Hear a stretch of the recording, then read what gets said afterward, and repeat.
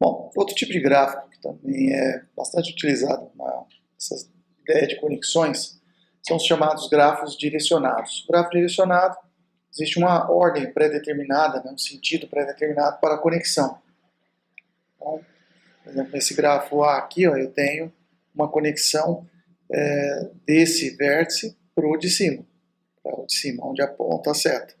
Então, nesse caso, as arestas elas são representadas por setas. Posso ter, por exemplo, uma situação como essa. Existe uma aresta entre esse vértice e esse, e uma outra entre o de baixo aqui, onde eu estou apontando, por cima. Esse tipo de relação, apesar de ter duas arestas extremos dos mesmos vértices, não caracteriza o paralelismo. Caracteriza o paralelismo para um grafo direcionado é o que está apresentado aqui no grafo B. Eu tenho dois vértices que saem daqui e chegam até aqui. Então a ideia de sair e de chegar é representada por setas. Se a gente fosse imaginar, por exemplo, uma aplicabilidade bem razoável dessa concepção, seria os GPS. Os GPS, cada ponto de passagem que o motorista vai utilizar, ele tem vias que podem ter, em alguns momentos, mão única. Então ele vai ter que ter um sentido de ida e um sentido de volta, de retorno. Se a mão for única, então essa parte do gráfico que ele mapeia é direcionada. Falando em computadores, já que eu disse que essa teoria ela é bastante utilizada na área de informática, como representar isso em termos de como colocar no computador? Bom, bem simples. Existem basicamente duas formas da gente colocar essas informações dentro do computador. Chamada matriz de adjacências. Basicamente a ideia é representar cada vértice do grafo por uma linha e coluna de uma matriz.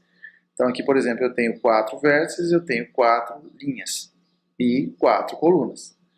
Ou seja, a matriz que representa um vértice, a matriz de adjacência que representa um grafo, melhor dizendo, sempre vai ser quadrada. Se tiver um número zero na matriz, um coeficiente zero na matriz, significa que saindo do vértice 1 e entrando no próprio vértice 1, não existem arestas. Nesse caso seria um loop. Então do 1, saindo do 1, primeira linha, entrando no 1, primeira coluna, não tem. Saindo do 1 para o segundo, segunda coluna, ou seja, para o segundo vértice, também não tem, por isso que é zero. Do 1 para o 3, também não tem. Tem uma aresta do 1 para o 4. Então está aqui, 1. Do 2, se a gente observar, ele está isolado, então não vai ter nem do 2 para o 1, nem do 2 para o 2, para o 3, nem para o 4. Do 3 não tem para o 1, não tem direto aqui para o 1, não tem para o 2, agora tem uma para o próprio 3, ou seja, um laço. Então, tudo que aparecer, todos os coeficientes que surgirem aqui na diagonal principal da matriz, lembrando que a diagonal principal da matriz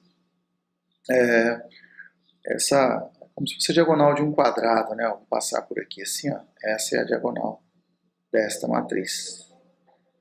Então, qualquer elemento diferente de zero que tiver na diagonal da matriz vai representar um laço. E tem duas arestas saindo do 3 para o 4, essa e essa. Então a gente coloca 2. Mas se tivesse 3, se tivesse 4. Do 1, vértice 1 para o vértice 4 para o vértice 1 tem uma, que é essa daqui. Do vértice 4 para o 2 não tem nenhuma. Do vértice 3 para o 3, do vértice 4 para o 3 tem duas, que são essas mesmas duas. E do vértice 4 para o vértice 4, nenhuma, porque ele não tem laço. Observem que há uma simetria em relação à diagonal principal. A gente chama isso de matriz simétrica. Se eu pegar essa posição igual a essa. Imagina que eu cortasse essa matriz ao meio e colocasse um espelho. O espelhamento geraria a própria matriz que eu cortei. Então esse é esse elemento é esse 1 aqui corresponde a esse 1, esse 2 é esse 2, o resto é tudo 0 e o 1 na diagonal. Bem?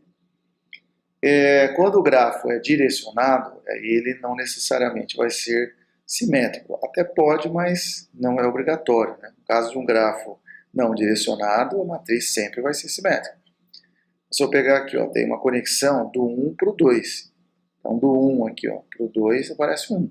Já não tem do 2 para o 1. Tanto é que do 2 aqui, ó, saída do 2 entrando no 1, não tem. Então já perdeu a simetria. Se eu fizer o... Opa, só um minutinho.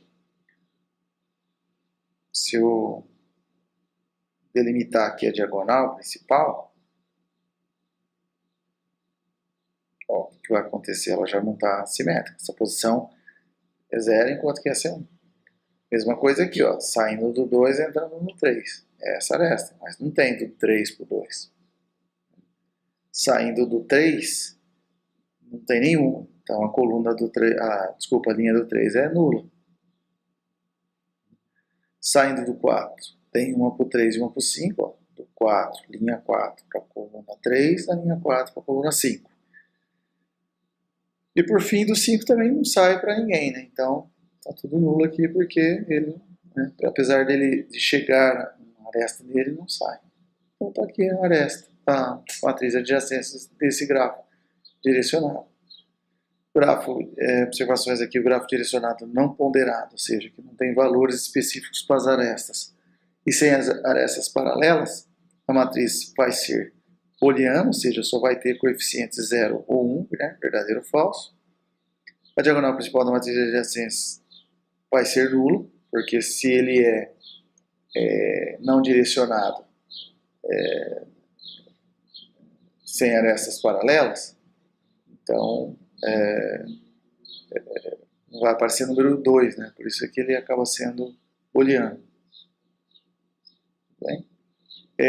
Nesse caso aqui, a diagonal principal foi nula, porque não tem nenhum laço. Então, quando não houver laços, diagonal é sempre nula.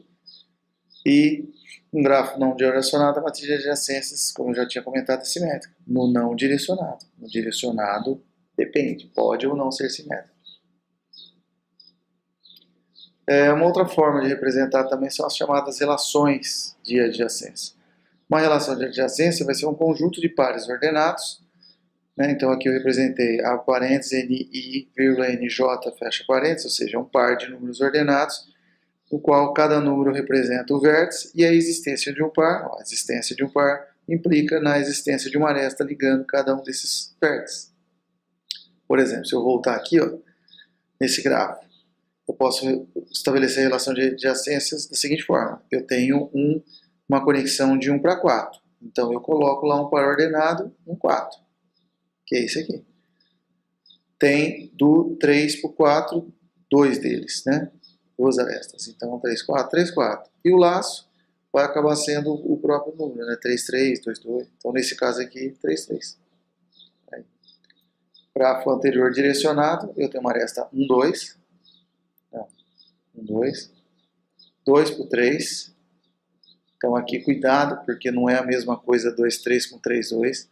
No grafo não direcionado, se eu tivesse escrito 3, 4 e 4, 3, ou 1, 4, 4, 1, isso não mudaria em nada, porque não há um sentido para a conexão. Mas no direcionado, 2, 3 é diferente de 3, 2. Assim como 4, 3, né, também sai do 4 e vai para o 3. Não é a mesma coisa de sair do 3 e chegar no 4. Aí teria que ser 3, 4. E 4, 5. Tá aí as relações de adjacência. O único detalhe que acaba deixando a representação relativamente incompleta, né, é que se você pegar uma relação de adjacência e tiver, por exemplo, vou pegar aqui, ó, um 4, 3, 4, 3, 4 e 3, 3. Se por acaso nesse gráfico tivesse um vértice isolado 5, não seria possível detectá-lo, porque eu não tenho par nenhum para ele. Então eu até conseguiria, a partir dessa relação, esboçar o desenho do gráfico. Mas se, né, pela relação tivesse... aliás, se o gráfico tivesse um vértice isolado, eu não conseguiria representá-lo, interpretar nessa situação na relação de adjacência. O que não acontece com as matrizes, né?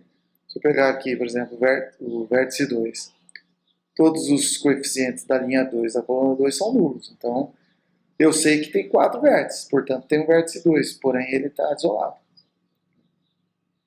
que eu quero dizer é que a matriz de adjacência acaba descrevendo de uma forma um pouco mais completa, né, o gráfico. Tudo bem?